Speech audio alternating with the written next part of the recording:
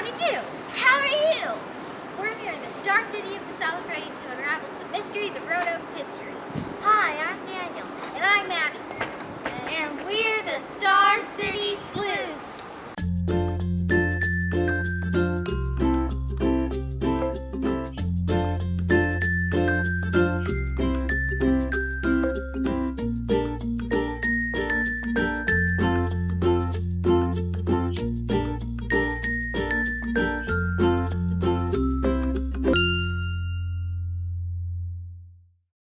A really interesting landmark that we pass all the time here in downtown Roanoke is the Dogmouth Fountain at the corner of Salem and Market. We wondered, what's the story behind this fountain? So we did some sleuthing and found out. Way back in 1886, Roanoke was a busy railroad town with people in horse-drawn carts, crowding the streets on their way to market or to deliver freight. Those people and horses needed after hard work, needed a long, cool drink of water. So when the first market building was built, the Roanoke Water Company gave the city of Roanoke And the horses and dogs of Roanoke, a gift, a beautiful new fountain with a big bowl on the street side for horses and for dogs. and a little bowl on the sidewalk side for people. Until then, there were some horse troughs on the streets, so people had to remember to refill them. But they weren't very pretty. And sometimes people would forget. And water's heavy to carry in buckets. Soon people coming into town would gather at the fountain to cool off, chat, argue, even fight. After Prohibition, you knew someone had a bad reputation if they said they hang around the Dogmouth. But a local legend was born that said, Everyone who drinks from the Dogmouth will return to Roanoke. We thought we found a reproduction at Black Dog Salvage, but they sold it in 2012. But we did find this picture.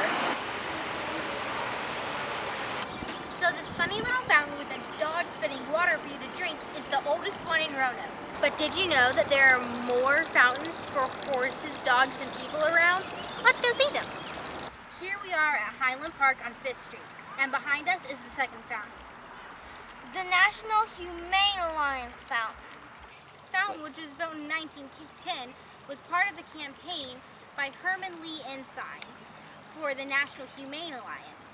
He strongly believed that animals should be treated with more respect. He built 46 fountains for each of the states at the time, and they were only for animals. He eventually made a couple more for bigger cities, but this is the only one in Virginia.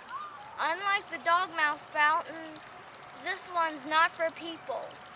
The top is for horses, and the bottom is for dogs, cats, and squirrels. The fountain used to live in the Norfolk and Western Freight Station, but then it was moved here back into Highland Park sometime in the 60s. The fountain was made of solid red Maine granite and weighs 5 tons. But this isn't the last Fillies, Fidos, and Fillies fountain in Roanoke. The Frederick J. Kimball fountain. It was built in 1907 in front of the Norfolk Western Passenger Station to honor former Norfolk Western President Frederick J. Kimball. one side has a large bowl for watering horses. Each end has a small bowl for dogs and other short animals, and the back side is a spout for people. There are 2 plaques. One says, "To him to whom we owe so much, Frederick J. Kimball."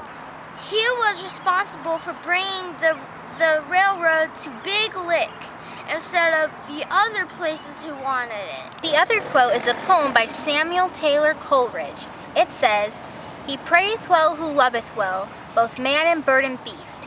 He prayeth best who loveth best, all things both great and small. For the dear God who loveth us, he made and loveth all." It's said that not too many horses got to drink out of the fountain. For decades, little kids liked to hang around the fountain and fill up old tin cans with water and put them in their wagons and drag them away. That's cool. I know. Well, that's it for today. There are other fountains in Roanoke, but these are the only ones for our furry friends from the animal kingdom. Well, I hope you enjoyed, and see you later on Star City Sleuths.